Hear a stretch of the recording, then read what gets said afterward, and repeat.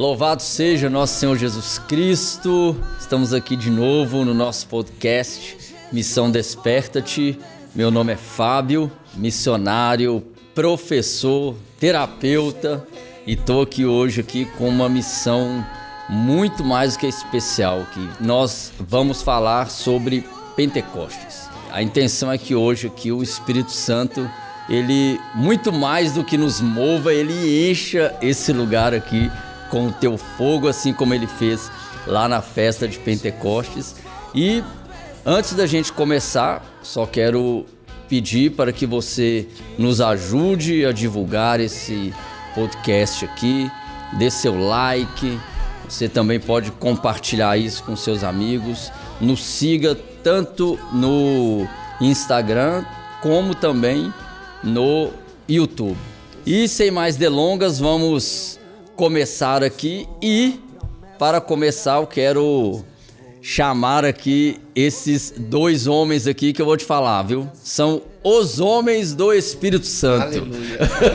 Aleluia. Só de abrir a boca sai fogo desses homens. Amém. Aqui. Tomamos posse. Tomamos posse. Então hoje essa noite especial nossa aqui será com dois grandes amigos meus, né? O Murilo e o Thales vão se apresentar aqui e a gente vai falar um pouquinho juntos. Amém, salve Maria Puríssima, boa noite Murilão.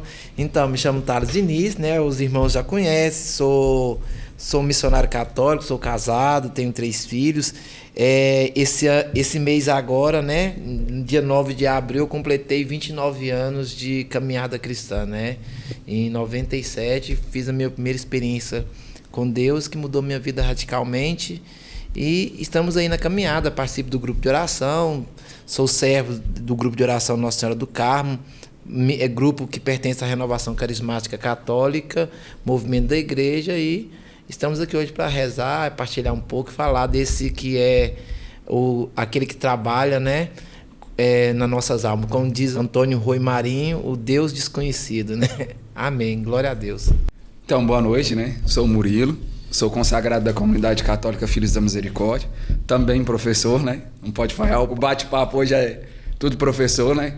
Tenho alguns anos de caminhada já, né? São quase 18 anos aí de caminhada já. E é uma alegria imensa estar aqui falando sobre esse amor que eu tenho, né? Que é o Espírito Santo. Sou apaixonado. Estamos aí para ouvir o que o Senhor tem para nós e principalmente ser conduzido pelo Espírito. Isso aí, eu sei que o amor pelo Espírito Santo move, né? Move aqui esse lugar. E a gente está próximo dessa festa, né? Da igreja, é uma grande celebração da igreja, que é Pentecostes, né? Eu queria que vocês falassem um pouquinho aí sobre o que é essa festa, no sentido de que, quando é relatado lá em Atos dos Apóstolos, né? É uma festa que já existia, é isso mesmo, né? Isso. O povo judeu tinha 7 grandes festas, né? Celebrações importantes, mas Pentecostes, a festa da Páscoa, né? E a festa das tendas, né? Ou dos tabernáculos, são consideradas as 3 grandes festas judaicas, né? É chamado de Shalosh Regalim, que é a festa da peregrinação.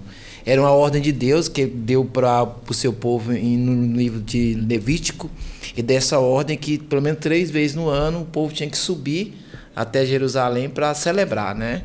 Então tínhamos ali a festa da Páscoa, que é Passá, celebrava a libertação da escravidão do Egito, né? Aí nós lembramos lá do livro de Êxodo, capítulo 12, seguinte.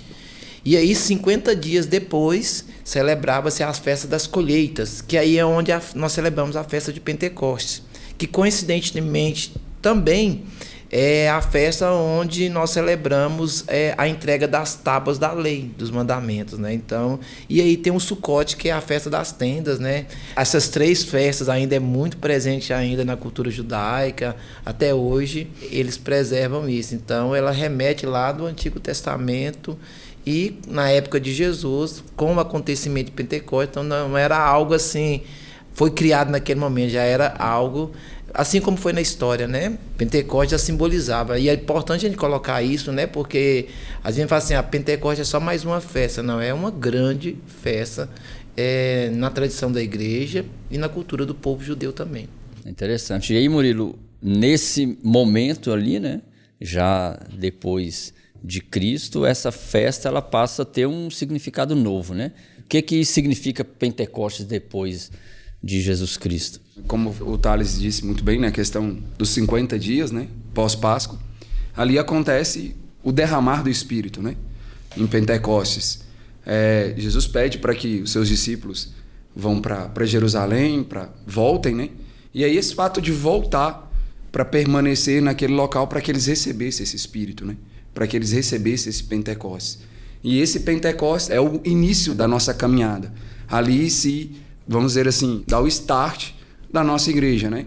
Então, a partir dali começa todo o nosso caminhar, literalmente seria o seguinte, ali nós vivemos o nosso envio, né? Deus nos envia avançar aquilo que o Cristo já havia começado, né? Os padres da igreja vai falar isso, né? Pentecostes inaugura um novo tempo, né? É um tempo de evangelização, de testemunho profético, né? Se você for narrar, ler Atos 2, né? Que narra o acontecimento de Pentecostes, ele narra isso, né? É um impulso. Por isso que é Atos dos Apóstolos, né? Apesar que é o segundo evangelho de Lucas, ele vai narrar a operação do Espírito através dos apóstolos, que começa tudo em Pentecostes, né? Vamos dizer começa, né? Culmina, né? Porque a igreja tem uma preparação. E é importante a gente colocar isso, né? Porque senão o Santo Agostinho vai dizer assim que o Novo Testamento ele revela o Antigo Testamento. E o Novo Testamento está contido no Velho, e o Velho é revelado no Novo. Né? Então, assim, porque todas as festas, todos os acontecimentos, as passagens, tudo lá no Antigo Testamento, na teologia nós chamamos de tipologia, né? É um tipo de algo que vai acontecer, né? Nós vemos isso.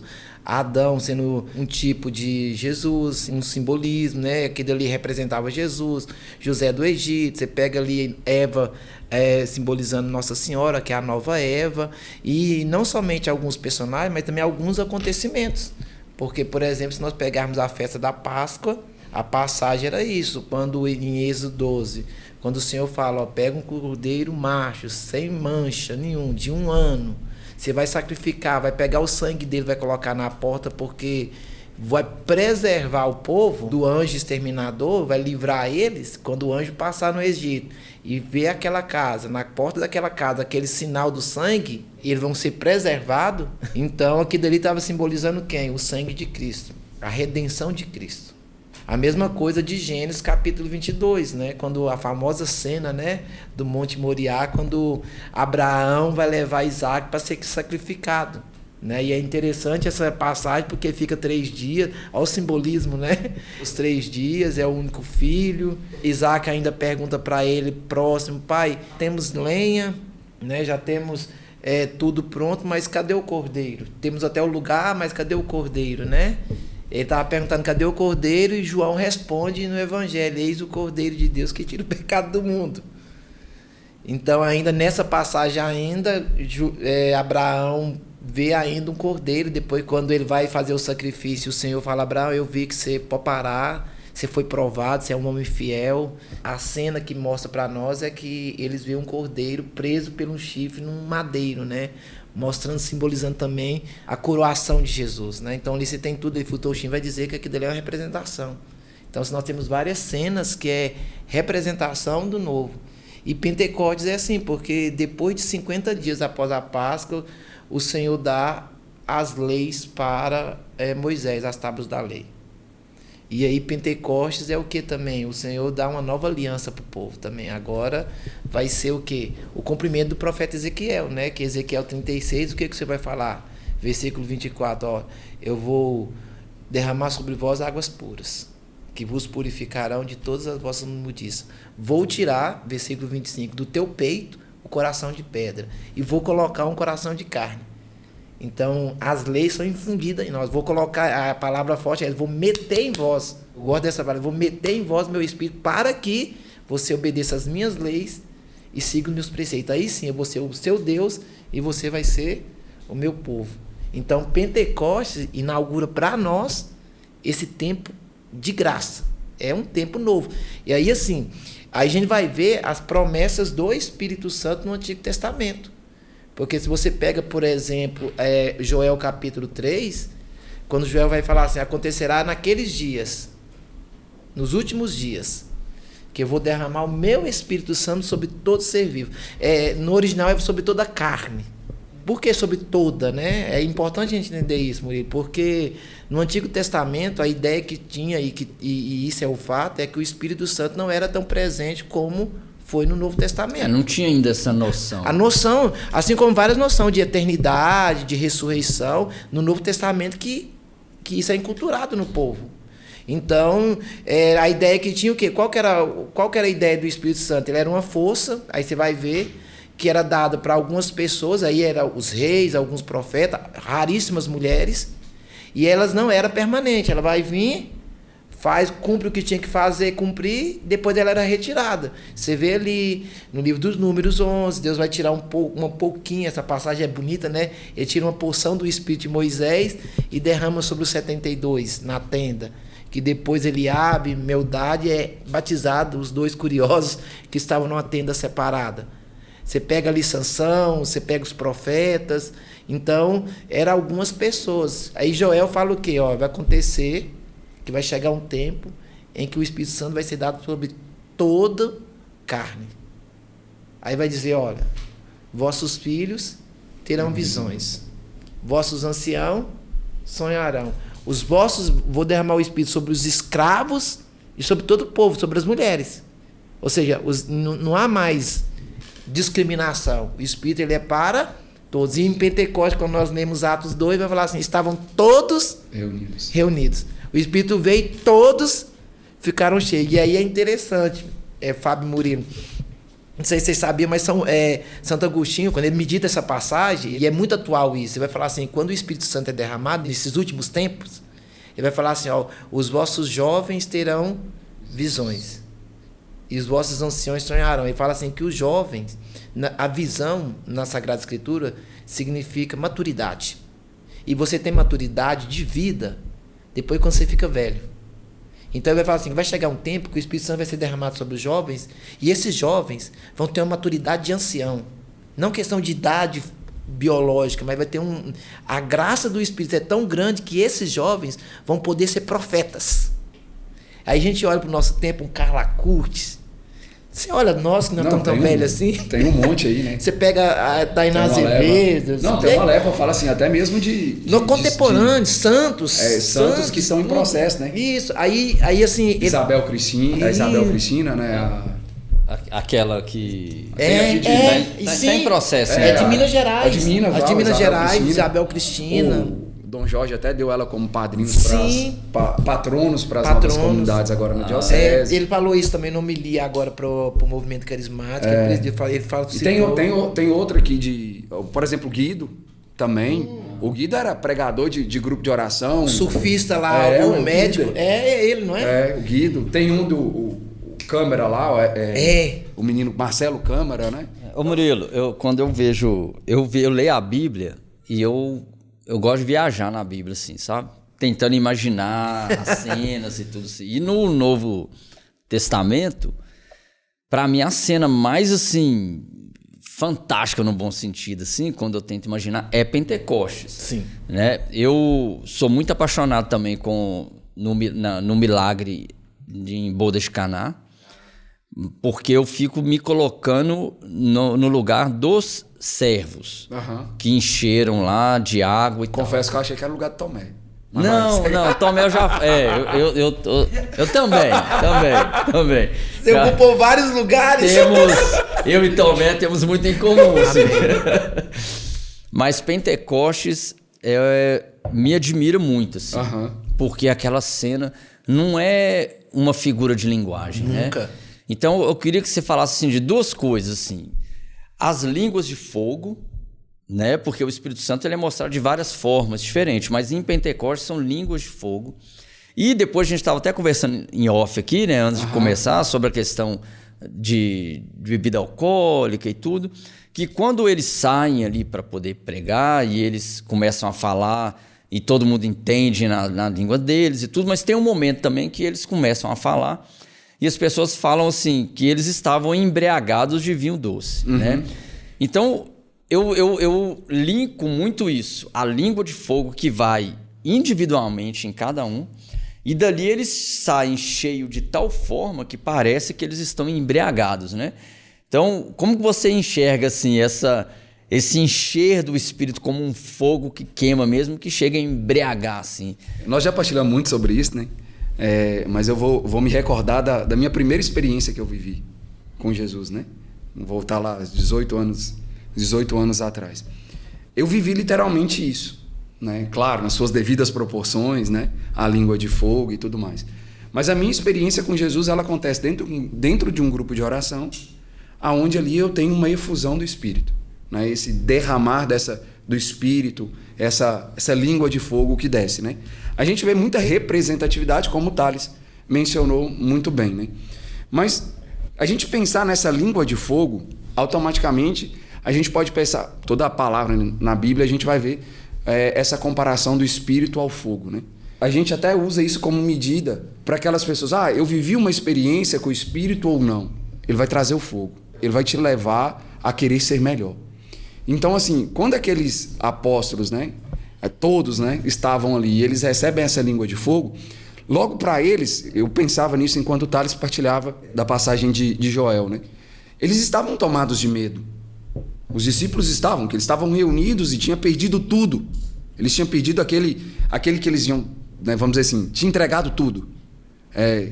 E aí automaticamente havia um grande medo neles. Mesmo que eles tinham, né, ali 50 dias visto Jesus caminhar, Jesus aparecer como ressuscitado e tudo mais. Mas havia um medo. Então, quando eu olho para essas línguas de fogo, agora não falando como estudioso, mas falando como experiência, eu vejo literalmente um derramar de uma unção sobrenatural, mas também de uma coragem. Hoje, quando a gente fala do Espírito, não tem como a gente não pensar e não lembrar disso, né? De coragem. E aqueles apóstolos ali, quando eles recebem aquela língua de fogo, né? Quando eles ficam cheios, né? Vivem aquele sobrenatural, primeira coisa que eles fazem, eles vão para fora, né? Então, acaba o medo. Justo. E aí a gente vê hoje, e assim, eu mais o Thales gosto muito de partilhar sobre isso, na questão da necessidade do Espírito, desse derramar para esse tempo atual. Porque a gente vê uma sociedade tomada pelo medo. Então, esse Espírito, ele vem muito bem trazer para nós, né? Não vou usar esse termo, que é um termo que hoje disturbiou muito, né? Se perdeu muito. Mas esse empoderar, né? Esse empoderar de tipo assim, olha, eu posso falar de Deus, eu posso anunciar a Deus. Então, esse Espírito, quando ele desce sobre esses apóstolos com essa língua de fogo, para mim, a minha visão é força, é coragem. E aí, quando ele sai nessa embriaguez, né, que as pessoas falam, a gente pega muito o seguinte: quando você pega alguém que está embriagado, automaticamente as pessoas dizem o seguinte: ele perdeu o controle. E quando a gente é tomado pela graça do Espírito, a gente não tem controle mais. Sabe? Massa. Não é eu que me controlo. É o Espírito. É o Espírito que vai agir. É o Espírito que vai me levar. Então, esses apóstolos ali, o que eles fizeram? Eles foram movidos. Eles foram guiados. O medo era tanto que eles se esconderam. Mas quando a graça do Espírito vem, logo eles querem algo que não cabe mais. Não é só para mim. E aí logo eles vão e proclamam em todas as línguas, né? E aí automaticamente ali há uma efusão para todos aqueles que estavam expectantes ali também, né? Então, assim, a graça do Espírito, ela é isso, né? Esse fogo ali que desce no meu ponto de vista, naquilo da experiência, eu julgo que seja essa coragem. E essa embriaguez eu perco o controle. E é importante lembrar isso, porque se você pega os apóstolos antes de Pentecostes, eles eram um comportamento. É importante a gente colocar isso, porque a experiência no Espírito, ela muda radicalmente. Ela tira você de fora e coloca. E um dos primeiros sintomas é o impulso, né? Por isso que em Atos 1 ele inicia Atos dizendo isso, olha, Atos capítulo 1, versículo 8, né? Mas descerá sobre vós o Espírito e ele vos dará força. Né? No grego é dínamos, né? Quer dizer poder, resistência. E de dínamos vem a palavra dinâmico. Então, ou seja, quem é batizado no Espírito Santo nunca fica parado. Nunca fica parado. Então você vai. São Francisco, quando o Murilo falava, que eu lembrei de uma frase, São Francisco de Sales, que ele lembra, ele fala, quando ele olha para essa passagem, Fábio, ele fala assim, por que línguas de fogo, né? Porque que na verdade não era línguas de fogo, era como línguas de fogo. O céu, né? Como que línguas de fogo. E ele fala assim, era línguas de fogo porque a primeira manifestação, impulso deles foi sair dali e pregar. Por isso mesmo, línguas. E é importante isso, porque se a gente pega o final do Evangelho de Lucas, nós vamos ver a passagem dos discípulos de Emaús. E ele, após a crucificação de Jesus, qual que era o que aconteceu com os discípulos? Eles estavam retornando para Emaús. Então, assim, os padres da igreja têm uma interpretação tremenda disso, que para nós, quando o Murilo falou, eu lembrei disso. É normal, no momento de crise, quando a gente tem uma perda, né? Você é terapeuta, você vai saber melhor do que eu e Murilo. Então, o que é comum no momento de crise? A gente fugir, se teve uma perda, né? Eu lembro aqui que quando eu perdi minha mãe há 5 anos, nos primeiros meses eu não queria nem passar na porta onde era a casa dela. Porque era um lugar de boas lembranças, mas aquilo ali me fazia sofrer. Isso era inconsciente, era involuntário. Eu não dava conta de passar na porta da casa. Fiquei muito tempo. Meu irmão mora lá hoje. Até hoje foi pouquíssimas as vezes que eu consegui entrar lá. Hoje é tranquilo, entro, mas assim, antes foi muito difícil. E assim, quando os discípulos, quando Jesus morre, vocês pensam comigo, né? Eles largaram tudo por conta do mestre. Tudo literalmente. De repente vê aquele que eles colocaram a esperança embora, qual que era o desejo deles? Não queria nem ficar lá. E aí eles iam voltar o quê? Para a vida velha. Aí o Senhor aparece com eles no caminho, eles voltam para Jerusalém. E é importante isso, porque Jerusalém ele é estratégico. Ele é estratégico para o cumprimento da promessa. Tanto é que Atos 1, Jesus vai falar assim, ó, e comendo com eles, Atos 1, 4, ordenou-lhe, ele não pediu, ó, se você não tiver nada para fazer, Fábio, Murilo, Thales, Cleito, tenta ficar em Jerusalém, não, você ordenou que ficasse ali até o cumprimento da promessa. Aí vai dizer, porque João batizou na água, mas vós sereis batizados no Espírito Santo dentro de poucos dias. E aí o que acontece em Pentecostes? Quando eles são batizados em Pentecostes, o que eles fazem? Aqueles homens que eram medrosos, tímidos, cheios de escrúpulos, saem dali e começam a anunciar poderosamente. E é engraçado que o primeiro discurso de Pedro, ele cita quem? Joel capítulo 3, um discurso escatológico, né? Citando aquilo que o profeta Joel, séculos atrás, tinha profetizado. Então, assim, é algo muito atual. E, assim, é isso que a gente tem que entender para as pessoas que estão nos acompanhando. A primeira coisa é essa, né? Eu tô passando por muita dificuldade. Como que eu faço? O Espírito Santo é isso, ó. Ele nos tira. Ó, o Murilo, acho que ele falou até sem perceber, né? Eles foram para fora. Estavam todos trancados. Quando vem o Espírito, ele manda o pessoal para fora. com esse ímpeto, com esse ardor. Então, assim, o Papa Paulo VI vai falar assim, ó, é inadmissível para a igreja, o evangelho anunciante vai dizer isso, que não existe evangelização sem o Espírito Santo. Você pode ter técnica, você pode ter projeto, mas assim, é inadmissível. Os discípulos não ousaram evangelizar sem antes ter a experiência do Espírito Santo. Por quê? Porque nós vemos isso, quando ele vem, ele faz isso daí.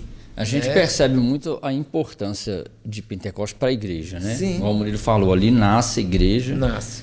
Ali eles vão para fora, né? E eles começam a pregar e são movidos pelo Espírito Santo, tudo isso. É muito importante. Mas tem uma coisa que vocês falaram, acho que os dois citaram um pouco, que eu acho muito mais necessário para os tempos de hoje, que é, depois do batismo do Espírito Santo, ninguém mais nunca foi o mesmo.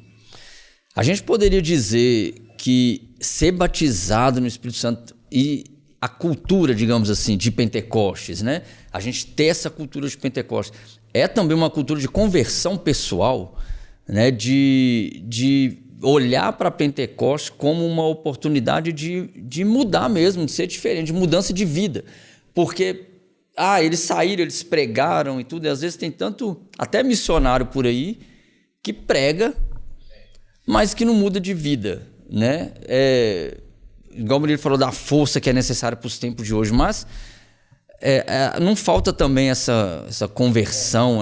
Na realidade, Fábio, o grande sinal de Pentecostes Porque assim, a gente falar assim, eu fui lá no grupo de oração, na comunidade, naquele evento, e os caras começaram a orar em línguas, então eu fui batizado no Espírito. Pode ser. Eu estava paralítico, e o cara colocou a mão sobre mim, eu comecei a orar em língua e pulei da cadeira de roda, então eu fui batizado no Espírito Santo. Pode ser. Porque o que mostra mesmo que a pessoa foi, que eu tenho certeza que a pessoa foi mudada de vida, foi batizada no Espírito Santo, é mudança de vida. O primeiro grande sinal, o sinal genuíno de uma pessoa cheia do Espírito Santo, batizada no Espírito Santo, é conversão.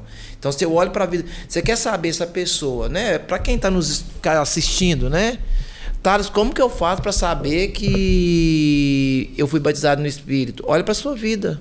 Olha o que você era antes e olha o que você é agora. Aí, Fábio, eu estava no grupo de oração há uns 10 anos atrás. Um grande amigo meu participou do grupo de oração e falou assim, Thales, eu vou sair do grupo de oração. Eu perguntei, irmão, por quê? Você, olha, eu venho aqui, eu vejo vocês pregar com poder, eu vejo o pessoal rezar, eu vejo o pessoal chorar, orar em língua, mas eu estou aqui, cara, já tem 3 anos. E não rezo, nunca caí. Tem gente mais novo, né? Nunca caí, não choro, não berro, nada. Aí eu falei assim, olha, vem cá. O Espírito Santo, aí você falou isso muito bem, o acontecimento, Fábio, de Pentecoste, ele é coletivo. Mas a experiência, ela é individual. Por isso que vai dizer Atos 2, veio como ventaval, soprou como línguas de fogo e cada um, ou seja, experiência individual. Aí eu falei para ele assim, irmão, olha só, eu te conheço, então você vai me dar liberdade para não te falar isso. Você era um cara que vivia no puteiro, sim. Hoje você vai no puteiro e Deus me livre. Você me mostrava, que você me provocava no celular, mostrando tanto de imagem, de fotos, vídeos pornográficos. Deus me livre. Você era um cara que só sabia de jogar, você roubava na empresa, você lembra disso? Lembre hoje, não. Você traía sua mulher mais do que tudo. Não trai mais. Se isso não é batismo no Espírito, não é mais nada, não. Eu posso dizer que a ação do Espírito Santo é diferente do batismo do Espírito Santo. Porque assim, alguns teólogos falam assim, porque a gente usa muito o termo efusão, né? Efusão e batismo. Isso é um tema, assim, é uma questão que a gente gasta outro podcast, porque era questão de linguagem que a igreja pediu para evitar, para mudar. Porque quando falava em batismo, né, já pensava no batismo, no sacramento, né? E não é isso, né? Ou a melhor definição que nós temos e a própria definição do próprio batismo é o que o cardeal Cordez, um dos primeiros a acompanhar a renovação, fala, né? Que é a consciência, a experiência concreta da graça de Deus. A gente toma consciência que o Espírito há em mim, que há um Deus. Assim, nós até falamos, vem Espírito, mas está aqui, né? Mas é essa experiência concreta. Mas nós falamos assim, efusão, nós podemos passar por várias efusão, mas batismo é um só. O batismo no Espírito Santo é um só. Efusão, você pode passar por várias efusões. Você pode ver os apóstolos. Batizaram em Atos 2. 4, eles são presos. Eles são liberados. 3, eles são presos, porque curou aquele paralítico na Porta Formosa. A comunidade começa a orar. E eles levantam um grande clamor a Deus. E eles começam todos a ser batizados no Espírito Santo de novo, segundo Bessa. Depois você vai ver Atos 9, Atos 10, a famosa cena de Pedro na casa de Cornélio. Todos eles são batizados no Espírito Santo de novo. Então ali acontece uma efusão. Efusão é o derramar da graça. Agora o batismo é um só. Então a gente fala assim, batizar mesmo, genuíno. É uma vez só. É uma vez só. E é autêntico e verdadeiro. É autêntico e verdadeiro. Agora o cara vai lá, Fábio, aí o que a gente acontece dentro da igreja. Assim, talvez o pessoal não pode concordar conosco, mas é isso. Eu estou pregando, conhecer a Sagrada Escritura até Satanás conhece. Mas você não dá testemunho de vida? Porque é isso que convence, Fábio. As pessoas olhar para você e falar assim, tem algo diferente nele. E é isso que nós precisamos hoje dentro da igreja. Eu falo assim, a maior propaganda, Murilo, é um testemunho de vida. Santidade. E quando a igreja fala, Fábio, de avivamento, a gente tem uma ideia errada de avivamento. Porque a gente fala assim, avivamento, nós pensamos que é línguas de fogo, dons, aquele povo também. Mas na linguagem mesmo bíblica de avivamento, nós estamos falando de santidade. Não, mas peraí, antes de falar de avivamento... Não cutucou o homem com vara curta. Calma. Tá bom, desculpa. Antes de falar de avivamento, que é importante também, porque é o Pentecostes, né? Vou fazer uma pergunta difícil, assim. Simples, mas é difícil de explicar. Né? Porque, bom, muita gente vai ver isso aqui, né? E tem gente de igreja, tem gente que não é, que vai assistir isso aqui. Então, perguntar para você, mano, que o Thales estava falando agora, aí você pega isso tudo que ele falou aí... E ele se vira. E me responde uma pergunta simples assim. Quem é o Espírito Santo? Vamos lá. Terceira pessoa da Santíssima Trindade. Pai, Filho e Espírito Santo. Beleza? E aí, nessa pergunta sua, eu vou levantar uma bola na discussão. E agora eu vou pedir a sua colaboração nisso também, porque nisso aqui você domina o assunto. Porque a gente hoje, literalmente, a gente vive um grande... Não sei se eu posso usar esse termo, mas a gente vive um grande problema, que é a questão seguinte. As pessoas limitaram o Espírito Santo ao sentimentalismo. Isso. Se eu vou... Né, vou citar o exemplo nosso. Nós hoje temos... A comunidade hoje tem uma evangelização com adolescentes. O adolescente chega e... Tio Murilo, eu repousei. Eu vivi uma experiência. Mas aí o outro já chega, tio, eu não tive. Eu não chorei. O Espírito não é isso. O Espírito é aquilo que o Thales acabou de dizer. É aquele que vai trazer o quê? Uma conversão. Há uma mudança de vida, há uma metanoia, né? Há mudança de mentalidade. Né? Igual aquela discussão nossa, né? Do off aqui que você disse, da questão da bebida. Se eu vivi uma experiência com o Espírito, a minha vida tem que mudar. De que ponto? De que aquilo que era velho, do homem velho, não me pertence mais. Essa é a graça do Espírito. O Espírito é esse, a terceira pessoa da Santíssima Trindade, mas é aquele que vai trazer a mudança, a transformação. O Thales foi muito sábio em dizer nisso, né? Ele está aqui dentro, nós somos templo. Mas a gente pede, né? Vem, clama, ó Espírito, né? Canta e tal. Por quê? Porque a gente deixa que os nossos pecados adormeçam essa terceira pessoa da Santíssima Trindade. Afasta de nós, retira de nós esse desejo de querer ser diferente. O meu pecado vai tirar o Espírito? Não, eu sou o templo. O Espírito Santo é essa terceira pessoa da Santíssima Trindade que sempre vai estar me trazendo o que é o novo. Não tem como, Fábio, a gente chegar e dizer, eu vivi um mover em que o Espírito tocou sobre mim, mas não mudou nada, você não viveu. Porque o Espírito Santo sempre vai ter o quê? O portador do novo. Ele sempre vai trazer o novo. Esse desejo de querer ser melhor. Esse desejo de querer buscar a santidade. E isso é tão assim, né, usar um termo engraçado, a gente ouvir isso, porque é assim, adormeceu a palavra santidade. Como? Eu gosto de usar o termo seguinte, não desmerecendo os nossos sacerdotes, não, mas eu falo assim, na linhagem que a gente vinha, né, de anos e anos, é raro você chegar e ver falar de santidade. Até mesmo a palavra santidade. E aí, depois aí entra na questão, né, dessa linha do Espírito, nessa corrente de graça do Espírito, né, com renovação, com as novas comunidades, a gente vê ressuscitar essa palavra. A gente vê ressuscitar esse desejo de santidade. E aí a gente pega, por exemplo, Carlo. Carlo era, vamos dizer assim, um místico. Não é tão falado, né? Se você for estudar a fundo a vida de Carlo, né, que eu faço menção à minha digníssima esposa, ela mesma fala, se você for estudar a fundo a vida de Carlo, você vai ver que ele era um grande místico. E essa misticidade veio de quê? Da graça do Espírito. Né? Então, essa santidade, essa palavra santidade, toma uma ênfase maior no nosso meio, graças a esse mover do Espírito, essa corrente de graça. Então, o Espírito é isso, é aquele que vai trazer a nós um desejo de santidade, de querer novo, de buscar o novo, né?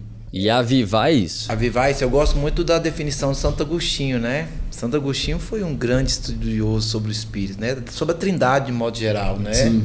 E ele falava assim que era mais ou menos essa expressão, né? Vai falar assim que o Filho é o amado, o Pai é o amante e o Espírito é o amor. Então é assim, o Pai olha para o Filho, ama o Filho, E o filho olha para o pai e ama o pai, e o Espírito Santo vai para lá e para cá. Então ele é o amor. Então a definição é isso, né? E é interessante isso, Fábio Murilo, porque assim, por exemplo, nós vamos pegar Carta de São Paulo aos Romanos, capítulo 5, versículo 5. Mas a esperança não decepciona, porque o amor de Deus foi derramado em nossos corações através do Espírito Santo que nos foi dado. Aí a palavra amor no hebraico, não sei se vocês sabem, mas a palavra no amor no hebraico ela chama assim Hav ou Av, e que tem como raiz Raf. Raf quer dizer dar. Aí nós entendemos Jesus, Evangelho de São João, capítulo 15, versículo 16. De tal modo Deus amou o mundo que deu. Então, essa doação. Então, o Espírito Santo, essa terceira pessoa da Santíssima Trindade, que é tão eterno quanto o Pai e o Filho, porque estava na eternidade com o Pai e com o Filho, que estava no início de tudo. Se nós pegarmos o primeiro versículo do primeiro capítulo da Sagrada Escritura, nós vamos ver isso, que o Espírito de Deus pairava sobre as águas. No original, pairava sobre o caos, dizendo que aonde há o caos é o lugar preferido para o Espírito Santo pairar. Então ele vai nadar de braçada na minha vida. Vai, então, e vou te dizer mais. A matéria-prima para o avivamento, a matéria-prima para o avivamento é o caos. São João Paulo II vai dizer que todo avivamento ele é precedido por catástrofe. Todo avivamento. Então você vê que tem uma calamidade e o Espírito é derramado depois. Então ele estava lá no Antigo, e é importante isso, porque olha só, e São Cirilo ou Santo Irineu vai falar assim que era o sopro e a palavra, porque quando Deus falava assim, faça-se, e é interessante, quando você fala faça-se, sai a palavra, mas sai o ar também. Aí a palavra espírito no hebraico é o ruá, né? O sopro, né? No grego pneuma, que é o ar, né? Olha só para você ver, então quando falava, ele falava isso, que era a palavra que sai da boca de Deus, o verbo, aí nós vamos entender o primeiro capítulo de São João, no início era o verbo era Deus, e o verbo estava com Deus. Então o Espírito também já estava lá junto. Então o Espírito ele é tão antigo, ele é tão eterno quanto o Pai, quanto o Filho. Então ele vem para fazer isso. E aí ele vem para fazer morada em nosso coração e para gerar essa esperança, né? No dia 26, Pentecostes é dia 24, dia 26 nós comemoramos São Felipe Neri. Que é um dos meus santos de devoção. Isso, e o que vai dizer São Felipe Neri? Grande experiência dele nas catacumbas, né? A imagem dele de uma bola de fogo entrando. E ele vai falar o que para Deus? Porque senão eu vou morrer. E o coração dilata. Né? Coração dilata. E isso aí forte isso. E é interessante isso, né? De São Felipe Neri, o coração dele realmente dilata, né? Uma costela dele até chega quebrada, né? Chega a ser deslocada, assim, quebrada. E aí eu quero perguntar para você, Thales, para você, Murilo. Eu sei que a resposta deve ser uma só, mas cada um de vocês, pela experiência de vida de vocês, experiência na igreja, você na renovação, Murilo, ficou pouco tempo na renovação, né, Murilo? Já conheceu a comunidade logo, assim, que está numa nova comunidade, que é de uma espiritualidade carismática também. Eu não estou querendo aqui dizer que a experiência com o Espírito Santo ela vai acontecer somente com quem tem uma experiência mais carismática, não é isso, não. Né? É porque houve a calhar que estivesse os dois aqui, né? Mas, assim, responde uma pergunta para quem está assistindo a gente, que é: o que eu preciso fazer para ser cheio desse Espírito Santo, para ter o coração dilatado, como de São Felipe Neri, né? Qual que é a sua receita e qual que é a sua, Murilo, para nos ensinar, nós aqui que estamos aqui só assistindo, né, Cleitinho? Olha, a minha receita é bíblica. Atos capítulo 2, quando eles são cheios do Espírito Santo, o pessoal vê Pedro e o povo doido pregando, e eles falam assim: o que nós devemos fazer para ter tudo isso? Pedro fala: arrependei-vos e seja cheio do Espírito, porque a promessa é para vós. É isso. A gente, assim, antigamente, hoje não existe mais, graças a Deus, mas antigamente, quando a gente ia fazer, vocês no início, era da nossa época de início de renovação, quando falava assim, tinha aquela pregação sobre o Espírito Santo, aí tinha assim, as condições para receber o Espírito Santo. Aí tinha, elencava várias condições, né? Como assim, mas assim, a primeira condição é você tem que querer. Se você quer, essa é a primeira condição. A segunda é você abrir o coração. Agora, o que é esse abrir o coração? Você tem que deixar Deus mudar. Né? Então, assim, abre o coração e pronto. É isso. Deus não é complicado, né? Então a pessoa vai assim, mas eu quero ter uma experiência. Então, deixa Deus chamar. É isso que Santo Agostinho fala, né? Qual que é o segredo do amor de Deus? Que é o Espírito. Você experimentar o Espírito é você experimentar o amor de Deus. Então, o segredo é o quê? É você deixar Deus te amar. Para de querer procurar o amor. Deixa Deus chamar, né? Santo Agostinho vai dizer isso, né? Procurei demais, tarde te amei, beleza antiga e tão nova. Esse que eu procurava fora, o que estava dentro de mim. Então, eu vejo assim, que o segredo é isso, é deixar Deus te amar, ser atingido e isso. Esse é o caminho. O Thales foi na palavra, eu vou no catecismo. Né? Lá no parágrafo do 2819 diz o seguinte: os últimos tempos que estamos vivendo são os tempos de efusão do Espírito Santo. Trava-se, por conseguinte, um combate decisivo entre a carne e o Espírito. É isso. Para mim, como ser cheio do Espírito, trava essa luta da carne e do Espírito. Deixar que o Espírito, o que os apóstolos viveram, né? Deixar que o Espírito conduza. Ah, tá, mas como que eu vou deixar que o Espírito conduza? Nós estamos no tempo. Nós estamos no tempo do Espírito. Então o que eu preciso fazer? Deixar de ser guiado pela carne e começar a querer ser guiado pelo Espírito, dando um livre acesso. Né? Gálatas vai falar isso, né? Já. Gradia é uma a luta da carne com o Espírito. Vai ser sempre assim. E é importante a gente entender, quando eu gosto muito dessa palavra de Atos, porque vai falar assim, é uma promessa. O Espírito Santo é uma promessa. Aí assim, não é algo, e você colocou muito bem, o Fábio, você foi muito feliz, porque não é uma promessa, não é algo particular da renovação. Nem do movimento pentecostal, do movimento carismático no geral. Isso é para a igreja. São João Paulo II, 2002, vai falar assim, ajuda a igreja a redescobrir a beleza do Espírito Santo.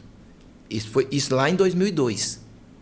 Aí Papa Francisco depois vai falar assim, ajuda a igreja a preservar, a ter, mas em outras palavras, mas foi essa, a buscar, a ter a experiência do batismo no Espírito Santo. Então, assim, eu vou falar corrente de graça, porque quando eu falo corrente de graça, eu estou colocando as comunidades, a renovação, o acampamento São José, todos esses que são frutos dessa corrente de graça. Ela tem por vocação essa vida no Espírito, mas isso ela é para a igreja. Pentecostes é para a igreja, Pentecostes é para a humanidade, é uma promessa. Ela é uma promessa. Existe um documento da igreja, subsídio doutrinal número 3, vai falar assim, que a igreja nasce na cruz do Calvário. Que ali acontece um verdadeiro Pentecoste, quando Jesus, do seu lado aberto, jorra sangue e água. Aí São Gregório de Nissa tem assim, Fábio, você que é estudioso, você vai amar. Ele vai falar assim, naquela unção de Betânia, quando Jesus está sentado na casa, e Maria Madalena, né, chega por detrás dele com um vaso de alabastro, na a verdade, pecadora, é uma outra Maria. É uma outra Maria, assim. Ela chegou por detrás dele e pega o vaso de alabastro, lava os pés de Jesus com suas lágrimas, seca com seus cabelos e quebra o vaso, né? E vai dizer a palavra que o perfume exala, né? Então, assim, e perfuma toda a casa. São Gregório de Nissa vai dizer, quando olha para essa cena, vai lembrar por que ela chegou por detrás, porque remete ao livro do Êxodo. Quando o Senhor aparece para Moisés no monte e fala assim, eu vou passar, você vai ver só minhas costas. Porque você não pode me ver frente a frente, porque se tu ver minha face, tu vai morrer. É impossível ver a face minha e continuar vivo. Então, mostrando ali a realeza e a santidade de Jesus. E aí, quando quebra, aí Santo Hilário tem assim, algo tremendo, assim, que ele vai falar assim, que Jesus, quando ela faz aquilo, e Jesus fala que ela está prefigurando o que vai ser com ele, né, depois de alguns dias, e Santo Hilário vai falar assim, que Jesus é o vaso de alabastro que foi quebrado no madeiro da cruz e exalou o perfume do Espírito e perfumou toda a humanidade. E aí por isso que ele vai falar em João, é preciso que eu vá. Porque se eu não for, ele não vem. E quando ele vem, ele vai convencer o mundo. Eu adoro essa expressão, que é essa expressão de vida no Espírito. Eu gosto muito dessa expressão, que é usado muito na renovação, né? tem experiência, não tem? Como é que chama? Experiência de dons, né? Experiência de dons. E fala muito sobre vida no espírito, né? Eu gosto disso porque realmente tem que ser isso, tem que ser vida, né? É isso que vocês estão falando, é luta, é mudança de caráter mesmo. É uma vida nova, né?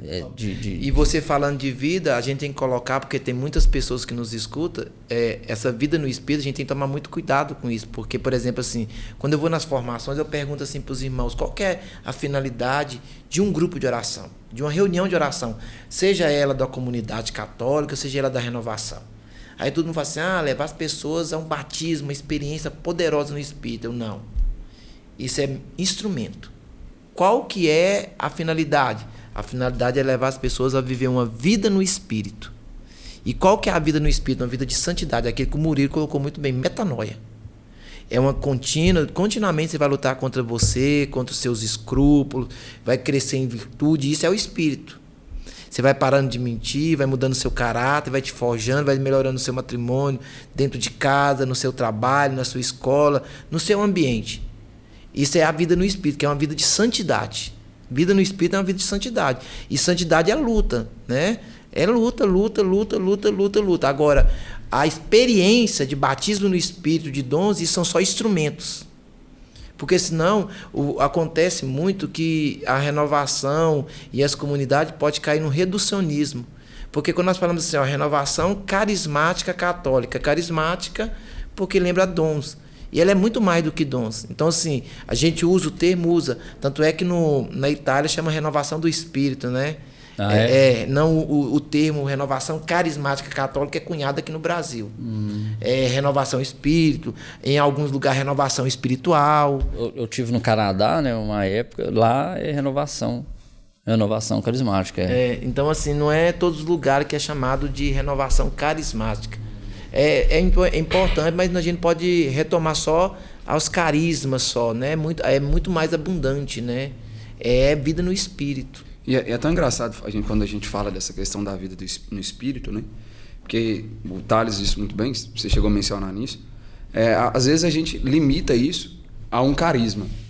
Né? O carisma da renovação, o carisma Filhos da Misericórdia, o carisma de outras comunidades, Canção Nova, né, e várias outras aí, Colo de Deus e tal.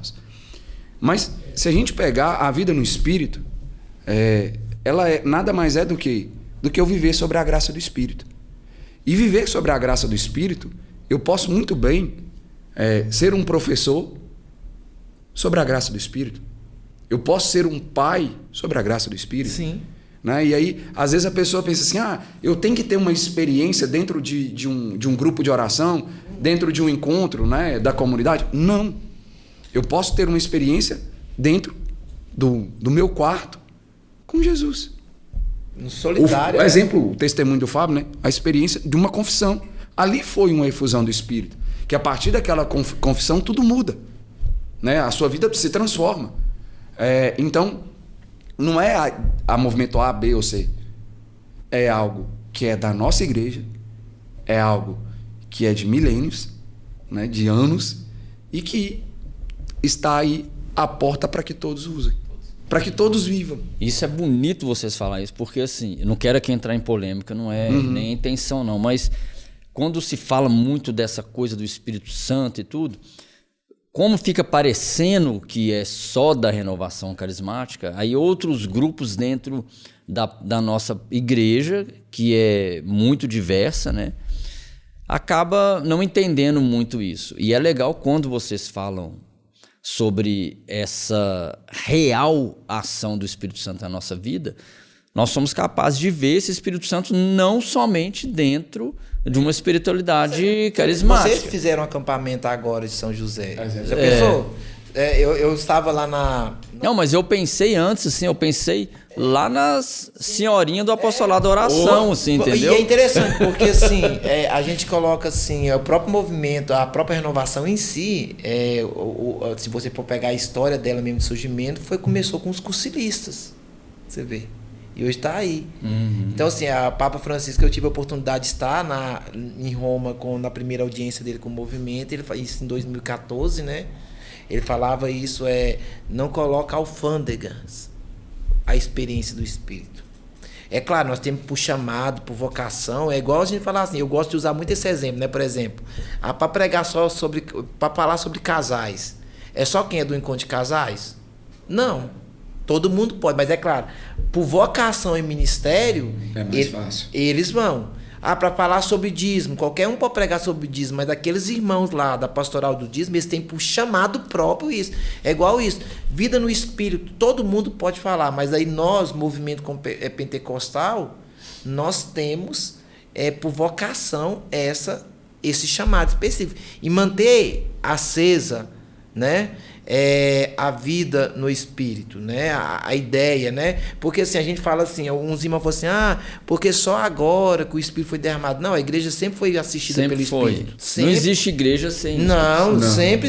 Desde sua fundação, tudo, a igreja, você pode olhar, aí o Murilo colocou muito bem, você olha as companhias de Jesus, olha os movimentos de São Francisco, olha as comunidades religiosas. Então, assim, são movimentos espirituais de Pentecostes, de avivamento. Não às vezes com essa expressão que nós estamos vendo hoje, mas são movimentos assim. Então a igreja, o que se perdeu, aí a gente tem que usar, talvez pode ter se perdido nesses séculos de igreja, talvez, a ausência de uma consciência da presença do Espírito. Aí realmente, que aí no último século, sim, que se tornou mais, porque aí realmente tem uma linguagem teológica que eles falam assim, um inverno carismático. Que um período na igreja, não é que a igreja não foi assistida, ela foi assistida pelo Espírito, mas não com a exuberância dos primeiros séculos. Mas você não percebe que talvez seja a necessidade? Eu vejo muito isso, porque chegou um período da igreja em que santidade era uma coisa normal, comum. Não era difícil, ninguém achava que era um absurdo ser santo. O problema, assim, o cardeal Suínes, quando perguntado para ele, assim, um repórter, o que é ser santo para o senhor? Ele falou assim, é ser um católico normal. Porque na ideia que tinha antes de você ser católico, é você ser santo. Era. Pronto, então, você vai ser batizado. Por isso que a gente não precisava tanto falar sobre isso, sobre o Espírito Santo. E também tinha questões assim, eu vejo assim, aí a gente, é outro debate, né? Mas assim, tem questões também históricas, Fábio. Porque realmente nós vivemos um inverno carismático. A partir do século V, ali, mais ou menos, século IV, até lá em 1800, depois com a Helena Guerra, nós vivemos um século de inverno carismático, sem uma consciência de uma presença ativa do Espírito. Tivemos manifestações, sim, mas isso eu vejo como cuidado de Deus. Por quê? Porque por vários acontecimentos que surgiram, cismas, outras preocupações, que não é que o Espírito foi esquecido, mas foi como que um pouco deixado de lado. A partir de 1800, já com Santa Helena Guerra, ali, finalzinho, com Helena Guerra e com outros que foram vindo, e aí depois com vários acontecimentos também de avivamento, culminando para nós o Pentecoste recente, 67, que foi a experiência de Duquesne, né? Que é marcado historicamente como o início do pentecostalismo católico do nosso tempo. É algo assim impressionante. E você falando disso é a questão, né? Pentecostal é a igreja evangélica. Não, é nós, a igreja católica. A gente sempre foi pentecostal, né? Você pegar os santos aí, tem santos aí que eram místicos na intimidade com o Espírito, né? E é importante você colocar isso porque, assim, esses dias eu estava pregando num lugar e aí, assim, tinha uma irmã que acabou, era dentro de uma igreja, nós pregamos, rezamos, e aí quando nós saímos, uma irmã falou assim, veio uns irmãos aí de uma pastoral e falou assim, os crentes aí, menosprezando o grupo de oração que estava acontecendo. Aí, assim, se a gente for olhar a espiritualidade de Pentecostes, você nunca vai conseguir entender ela de fora. A espiritualidade de Pentecostes, você só consegue entender ela de dentro. Porque de fora você vai ver o quê? Um bando de povo berrando, orando, cantando, um bando de jovem doido. Então você pensa que o povo é assim. Você só consegue entender ela mesmo quando você está dentro dela. É assim, foi assim comigo quando eu vi o povo, assim, será esse povo é meio doido. Aí coisa. Depois que eu descobri que eu era doido como eles. Então, assim, e é importante entender também, assim, a gente tem que fazer isso para os irmãos que é aleluiado como nós, falar assim, vocês não precisam, porque assim, eu falo assim que a gente tem aqui dentro da igreja os bombeiros, né, que gostam de apagar fogo, né? Você vê lá, para que rezar desse jeito? Pra que gritar? Pô, isso não é unção, mas quem falou que é unção? É um jeito da pessoa rezar. Isso aí é... Unção é quando o Espírito Santo Se o Espírito vem, Santo os não manifesta. puder dar liberdade também, o Espírito Santo vai dar o então, quê, assim, né? cada um tem um jeito de expressar a sua experiência de Pentecostes, porque é sobre cada um, vai dizer Atos. Então isso é bom a gente colocar. E quando ele vem, ele sopra. Aí a gente vê aqui. Eu gosto de citar aí, que eu gosto, né? O Murilo tá aqui, é bom a gente falar, porque assim, você vê o Jovem Coragem, né?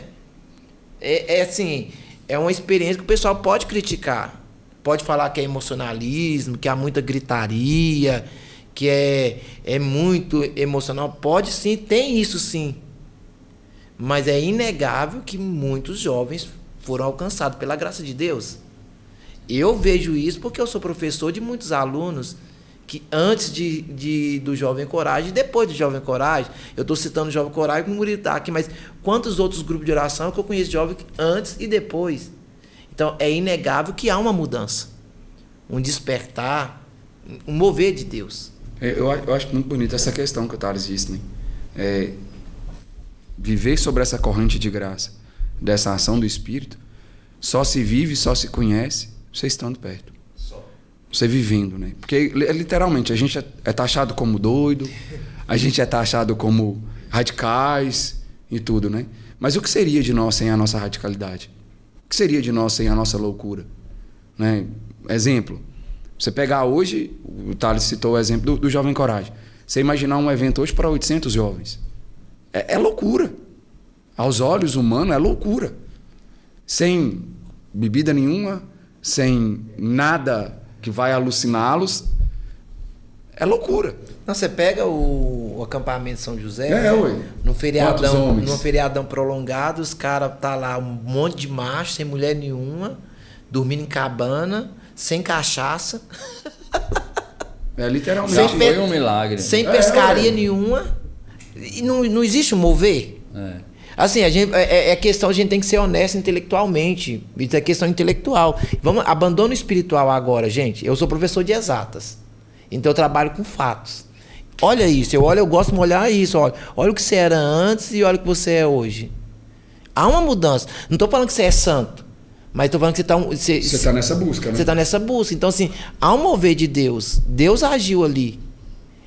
Olha os grupos de oração, olha as comunidades, olha os eventos, olha o trabalho que vocês fazem, olha o FIGE, olha tantos movimentos dentro da igreja que tem essa pegada carismática, esse sopro. Olha lá, você entrevistou os irmãos no ventre de Maria, né? Nossa Senhora, né? Vamos dar um exemplo aí agora, esse final de semana, nós tivemos aí em BH, 80 mil pessoas dentro do Mineirão.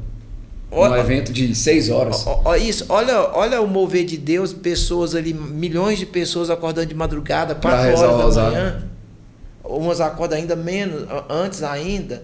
Então, é inegável que há um mover de Deus para o nosso tempo. E a igreja reconhece isso, sempre reconheceu isso, com muita tranquilidade, com muita clareza e sobriedade. Eu acho acima de tudo, né? E é inegável também, e a gente precisa... sempre lembrar que Pentecostes está vivo, né? E isso é o principal.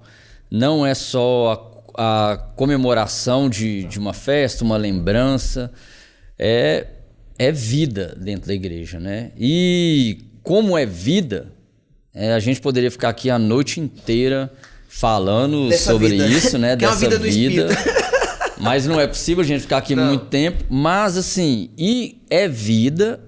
É igreja, vocês já deixaram isso muito claro, que é igreja, não interessa em qual grupo pastoral, movimento, comunidade, missão que você está.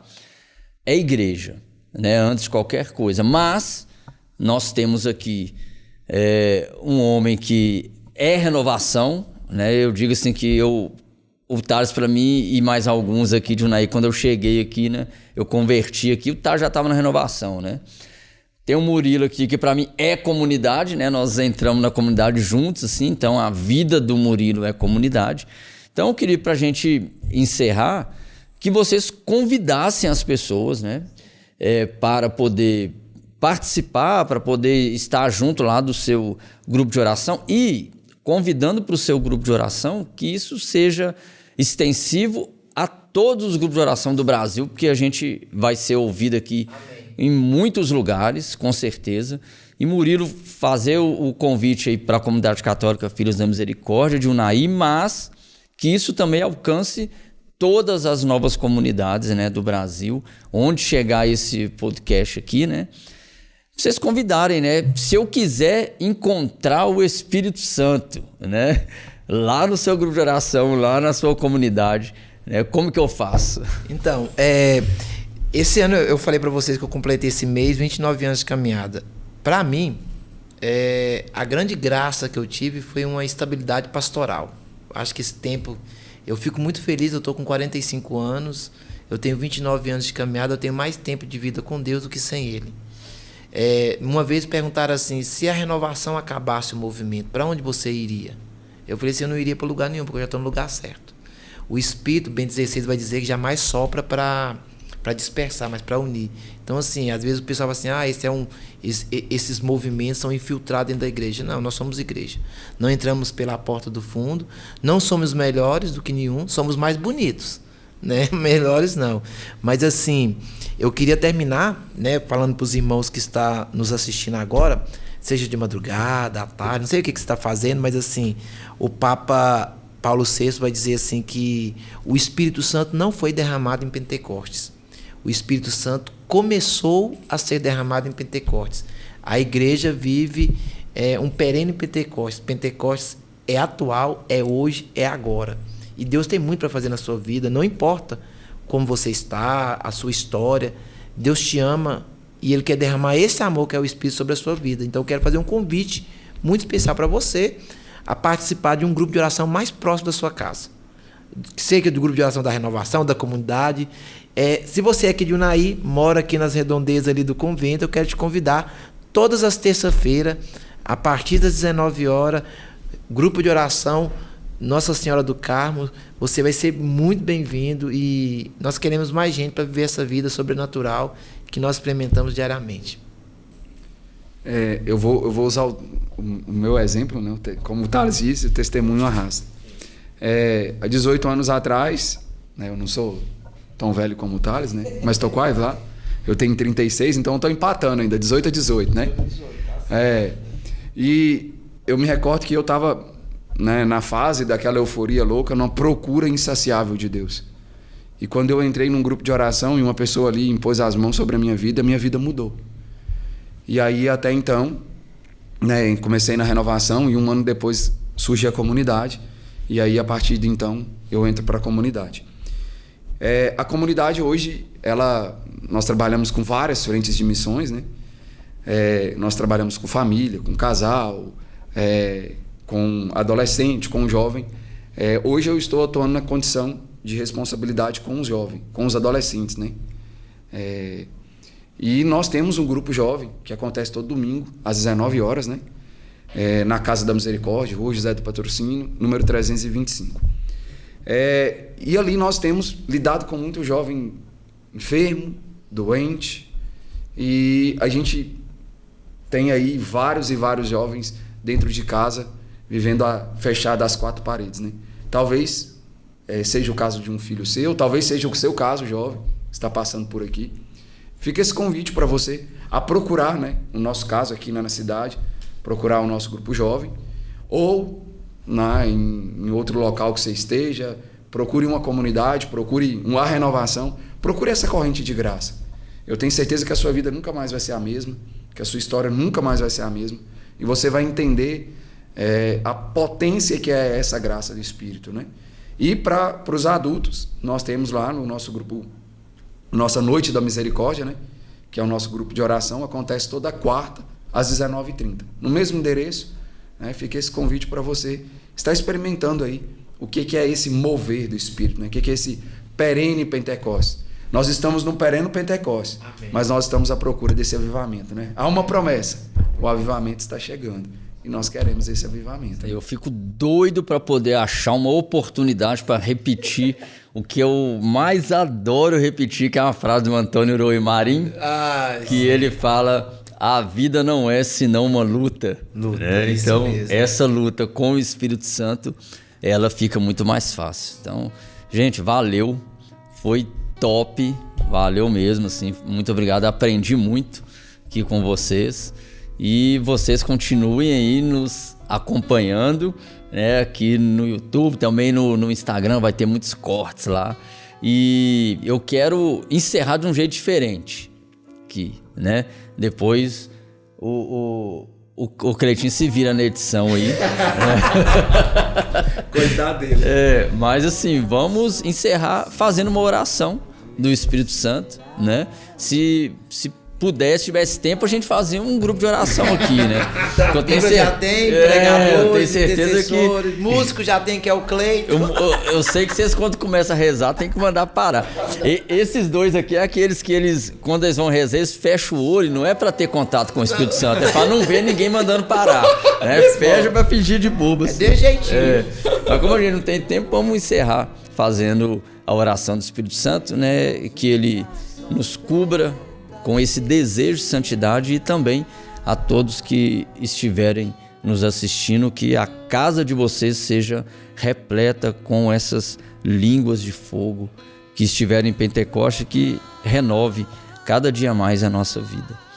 Vinde, Espírito Santo, enchei os corações dos vossos fiéis e acendei neles o fogo do vosso amor, e enviai o vosso Espírito, e tudo será criado, e renovareis a face da terra.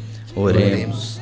Ó Deus, que instruíste os corações dos vossos fiéis com a luz do Espírito Santo, fazei que apreciemos retamente todas as coisas, segundo o mesmo Espírito, e gozemos sempre da sua consolação. Por Cristo Senhor nosso. Amém. Que o Senhor nos abençoe em nome do Pai, do Filho e do Espírito Santo. Glória a Deus.